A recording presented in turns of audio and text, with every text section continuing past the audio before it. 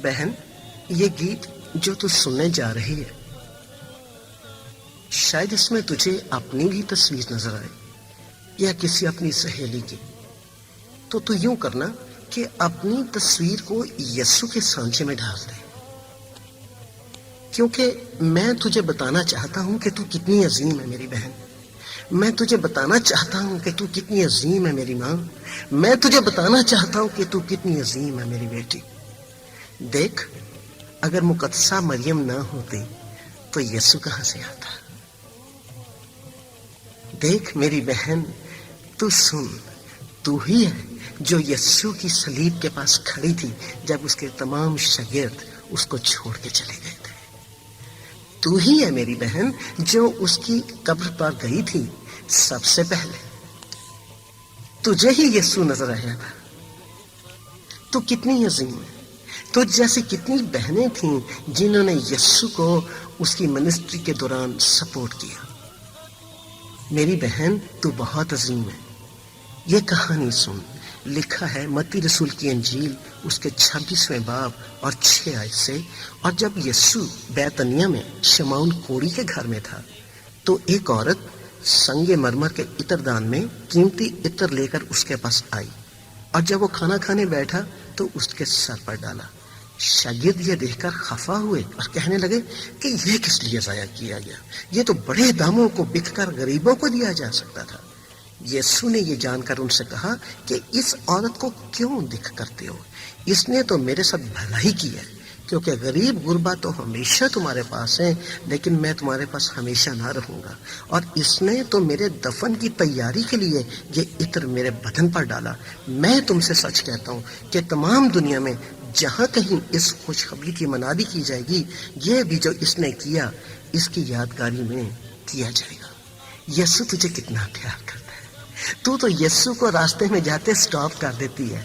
यादगार वो कहानी मरकज की अंजील में, वो औरत जिसके 12 बरस से खून जारी था, उसने कस्टम्स की परवाह नहीं की अपने, उसने हजूम की परवाह नहीं की, उसने नहीं सोचा कि मैं कैसे पहुंचूंगी। वो तमाम मुश्किलों को चीरती, लोगों को चीरती यीशु के पास पहुंच गई, क्योंकि लिखा है उसने कहा अगर मैं इसके पोशाक के कोने ही को छू लूं तो अच्छी हो जाऊं।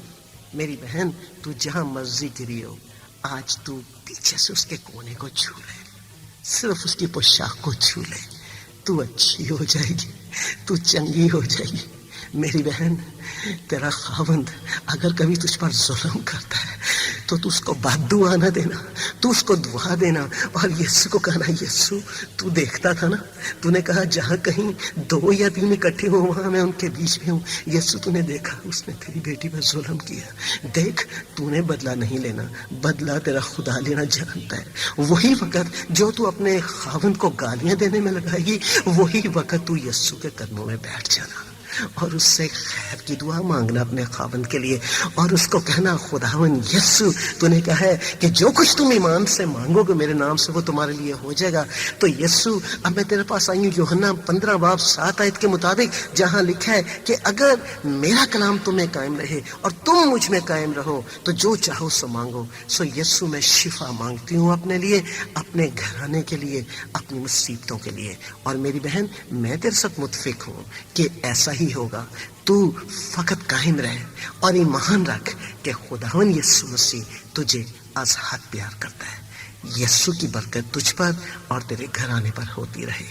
आमीन।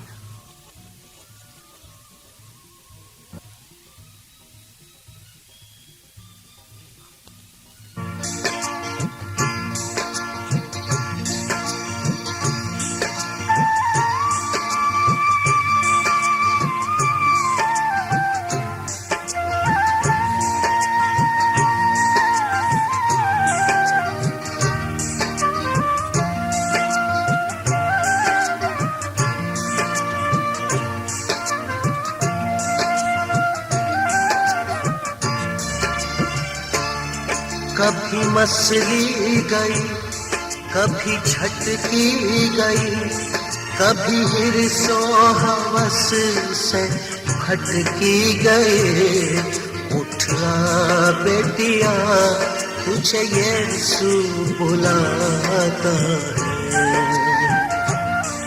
उठा बेटिया तुझे यीशु बुलाता है।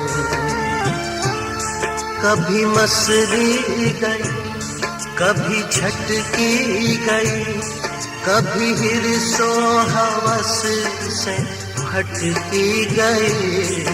उठा बेटिया तुझे यीशु बुलाता है। उठा बेटिया तुझे यीशु बुलाता है।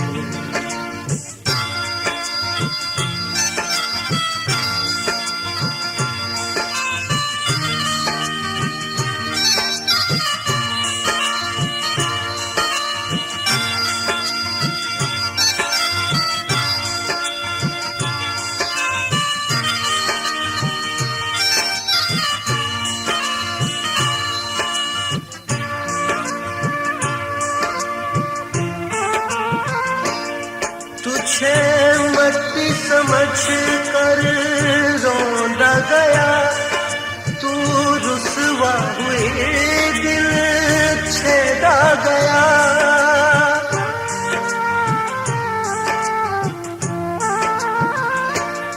तुझे मट्टी समझ कर रोंदा गया, तू रुसवा हुए दिल छेड़ा गया। तू रुसवा हुए दिल छेड़ा गया। पर आ बेटिया तुझे यीशु उठाता है। उठा बेटिया तुझे यीशु बुलाता है।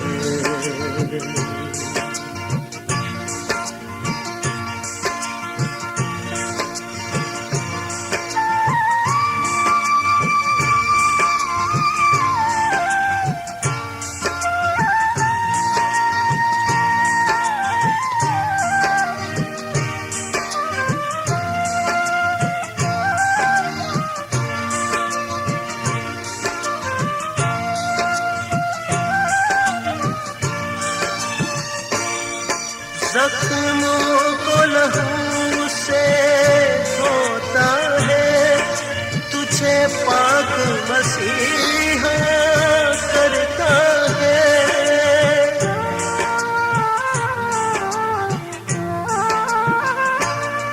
जख्मों को लहू से धोता है, तुझे पाक मसीहा करता है। पाक मसीहा करता है। हाँ हाँ बेटिया तुझे यीशु जलाता है। उठा बेटिया तुझे यीशु बुलाता है।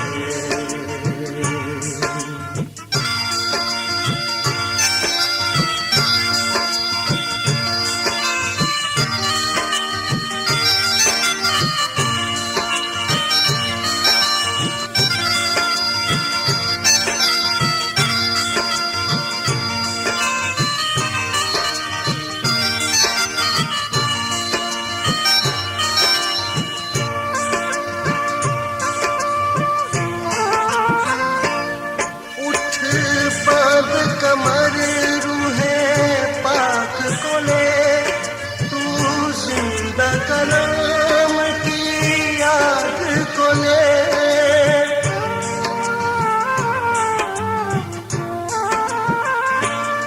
उठ बाद कमर रूहे पाक को ले, तू जिंदा कलाम की याद को ले। कलाम की याद को चल आ बेटिया तुझे यीशु सिखाता है। उठा बेटिया तुझे यीशु बुलाता है।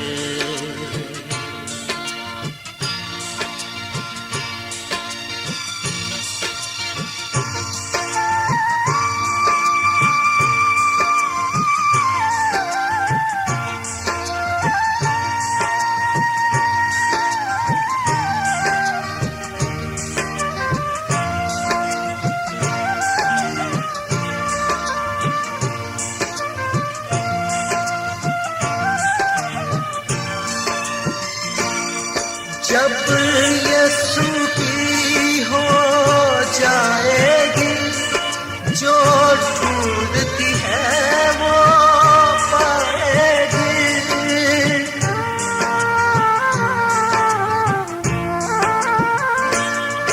जब यीशु की हो जाएगी, जो ढूंढती है वो पाएगी, जो ढूंढती है वो पाएगी। अपना बेटिया तुझे दुल्हा सजाता है, उठना बेटिया तुझे यीशु बुलाता है। कभी मसरी गई, कभी झटकी गई, कभी हिर्सो हवस से भटकी गई। उठना बेटिया तुझे यीशु बुलाता है,